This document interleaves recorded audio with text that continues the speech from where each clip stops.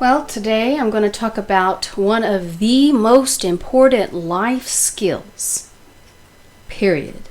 Applying this skill could literally save your life, and definitely figuratively.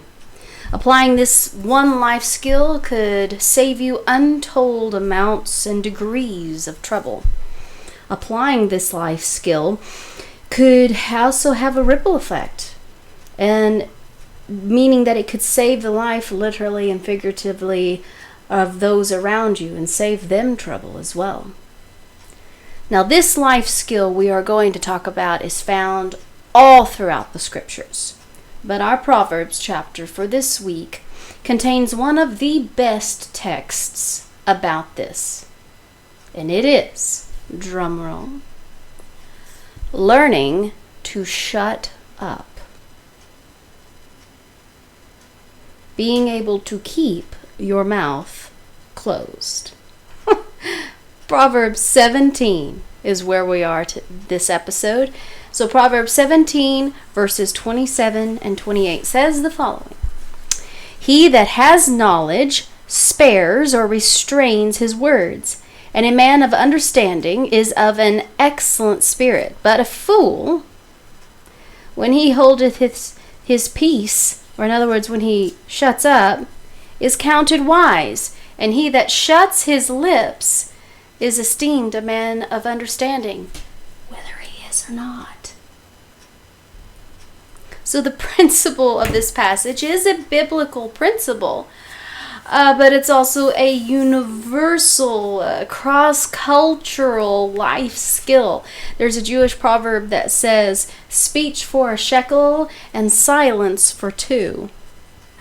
There's a German saying that says, talking comes by nature, but silence by understanding.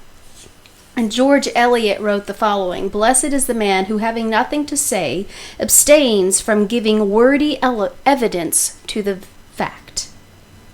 And then there's another quote that's very famous, and this quote has been attributed to many people, everyone from Lincoln to Mark Twain to even Confucius. There's a great amount of debate as to where it originated from, but I don't know. But it says the following, better to keep your mouth closed and have people think you're a fool than to open your mouth and remove all doubt. So included within this principle is the phenomena that I'm sure we've all either have experienced, whether it's in the giving or the receiving of TMI, too much information. I've also heard it called data asphyxiation. Data asphyxiation. Now, this is especially relevant in this current age of social media and all of the things online that we can participate in. Now, in past times, when communication was written and composed using complete sentences and grammar, it provided more time for the following results. There was more time and opportunity for four basic, very broad things I'm going to cover today. For four broad topics to happen. It provided the time and opportunity to evaluate, number one, the relevance of your information. Is the information that you are giving factual and on topic? As the previous quotes humorously showed us, be sure that what you're talking about is not just off the top of your head. Number two, is this necessary information? Do the hearers really need to know this? I mean, it may be completely factually accurate, but is it necessary? I mean, there are many times the conversations are going on around me about topics that I have ironclad, study-based opinions on, but I don't say a word. Now, because there could be any innumerable number of various reasons why it's not necessary to get into that topic at that time, in that location, and maybe just with those specific people.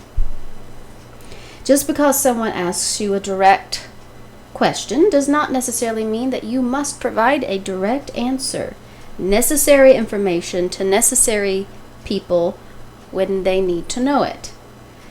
This third thing that it enabled us to evaluate was the manner or tone in which the information is given, because the tone of delivery is how we're delivering what we have to say, conducive to the way that you would wish to be viewed or how you would prefer to present yourself. Now, is there anything about what I'm saying that could be misunderstood? I think I'm being clear, but is there any possible way, rereading this, that I could be misunderstood? And also, little food for thought here, very common knowledge, but we all need reminders of it, is if you're extra sad, angry, or tired, it may not be the best time to delve into certain subjects, because the strength of your emotions could tempt you to do and say things that in hindsight you would regret. And this relates to our very last and fourth point, which is the timing of your information. Is the degree of personal information you are giving, for example, this is just one example of timing, there could be others, but if the degree of information you're giving relative to the closeness of the relationship with the people that you are giving this information to. Now there are books, there are seminars, they give excellent information about communication. This is just my list of my favorite things. Just so much more to this particular topic, and these are just very 4 broad points about the issue. So if what you are saying doesn't satisfactorily meet these 4 broad standards, it's maybe best to refrain, because we all want to avoid those moments to where we wish we could go back and just unsay something. The point is, it's normally easier to stay out of trouble than it is to get out of trouble. Let me say that again. It's normally easier to stay out of trouble than it is to get out of trouble. And the primary way you can do that is by holding your tongue. So what sort of picture does this paint for us of the words that we do say? So I'm going to read a little bit from some various commentaries. This is Pulpit Commentary, and it says, "One whose words are weighty and valuable, not lavishly thrown about, but are reserved as costly jewels." This is from Proverbs 15:2, says, "The tongue of the wise uses knowledge aright, but the mouth of fools pour out." Pour out. Won't be quiet. Pour out foolishness. Gill's exposition says this: "One that is very knowing, has a fund of knowledge in him, is generally a man of few words. He thinks much and says little, and though he may be communicative of his knowledge to proper persons at proper times, yet never speaks of it in a boasting or ostentatious way. He puts a bridle on his words, and suffers not himself to speak hastily, angrily, in a reproachful manner, when he is provoked." This is from Proverbs 25:8, which says, "Go not forth hastily to strive, lest you don't know what to do in the end when your neighbor has put you to shame." In other words, you get in a little too deep than you know how to get out of. Proverbs 17:14 says, "The beginning of strife is as with when one lets out water." In other words, like a dam breaking and trying to contain the ripples. I mean, you can't do that even in a bathtub. "Therefore, leave off contention before it is meddled with." Matthew Henry Commentary says this: "A man may show himself to be a wise man by the good temper of his mind, by the good government of his tongue." Ouch! "He is careful when he does speak, and to speak to the purpose." So if our speech conforms to this biblical and, quite honestly, universal principle, it will be beneficial not only to your reputation, but also to your character. Reputation and character, not always the same, they are not the same thing. They are 2 different things, and we could talk about that a lot, but we won't. So closing with a few other scriptures, James 1:19 says, "Wherefore, my beloved brethren, let every man be swift to hear, slow to speak, slow to wrath." Proverbs 14:29, "He that is slow to wrath is of great understanding, but he that is hasty of spirit exalteth folly." Proverbs 10:19, "In the multitude of words there wanteth not sin." In other words, it's there. "But he that refrains his lips is wise." Ecclesiastes 10:14 says, "A fool also is full of words." Full of words. Ecclesiastes 9:17, "The words of wise men are heard in quiet more than the cry of him that ruleth among fools."